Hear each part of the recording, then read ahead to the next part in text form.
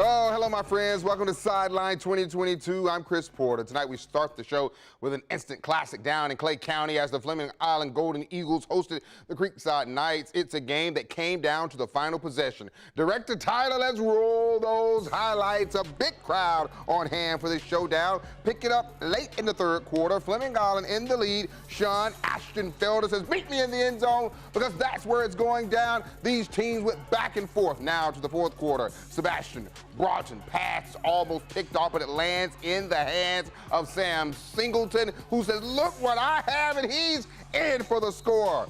Next, Creekside possession. The Golden Eagles will get a big play on defense.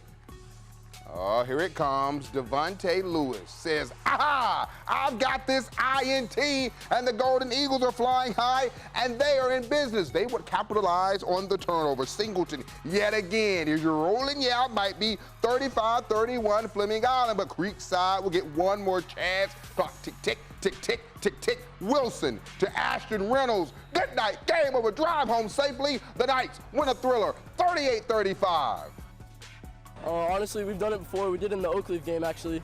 We had 2 minutes left. You know, we drove 80 yards through a game-winning touchdown, 8 seconds left. You know, I just knew I could trust my brothers. You know, we're a close-knit family here at Creekside, and we had faith in each other that we could do it again. We've been in a few of those games, unfortunately, so it's kind of like here's another Friday night with Creekside football. We have a very difficult schedule that we compete in, and every team in our district is unbelievably well coached and unbelievably talented. There's no Friday nights where you can't play for 48 full minutes, and that was evident tonight. It's a great high school football environment. I think that people got their money's worth, whatever they paid for a ticket tonight. Battle of undefeated teams as Bartram Trail hosted Gainesville Buchholz in a big district matchup. Third quarter, 14-0. Bartram Trail. Creed Whitmore overthrows his receiver, Jacree Kelly, and who's picking it off? Fred Bender. Bears fans all fired up. Later in the third quarter, Riley Trujillo throws over the middle, but he's picked off by the quarterback, Creed Whitmore. Great diving INT. Then in the fourth quarter, Bears still up 14-0. Leighton Biddle playing his fiddle. Make reservations for 6. Oh, 21-0 Bartram Trail. They remain unbeaten, winning a final 21-6. I'm extremely proud. That's a really good football team that we just played. Coach Whittemore does a great job, and that team's a really good football team. And so for our guys to come out and keep their poise and play a full 4 quarters on all three phases, really proud of their effort. We get better every week. This shows it. We're still getting better, and I guarantee you next week you'll see an even better team. Terry Parker trying for the biggest upset of the night, taking on University Christian. Second quarter, Braves on offense. Tony Kennedy tosses it to Sharon Dorsey, who's stunting like his daddy. He mosses the corner, takes the ball. Play of the week, nominee, spectacular interception. Next play, Darryl Sawyer breaking the defense off something real proper like. Yes, he's in the end zone. The Braves led it by 20 in the second half, but here come the fighting Christians. Dwayne Stuckey lets it rain, and Mr. Alford is going to clear it out. University Christian only down by 6. 7 minutes to go. Earl Gray is a bad man. Following his blockers into the end zone, UC has his first lead of the game, 27-26. Parker drive with 4 minutes left. Kennedy throwing to the wrong man. Dakari Gilly comes up with that interception. University explodes for 29 points in the fourth quarter. They went on to win a final 49-26, and that's a Player of the Week nominee. We kind of let the homecoming get to us, but we know we need to come back because we know it was a great first half team, so we need to come back and face some adversity, and we did that, thanks to my lineman.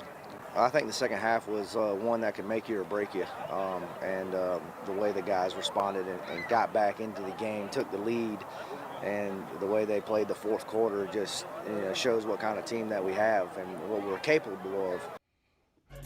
Senior night at Reebok, the Trojans taking on the Commanders of Ed White. First drive for the Commanders, and they've got a solid running game. Don't believe me? Just watch Joseph Williams. He says, watch me whip.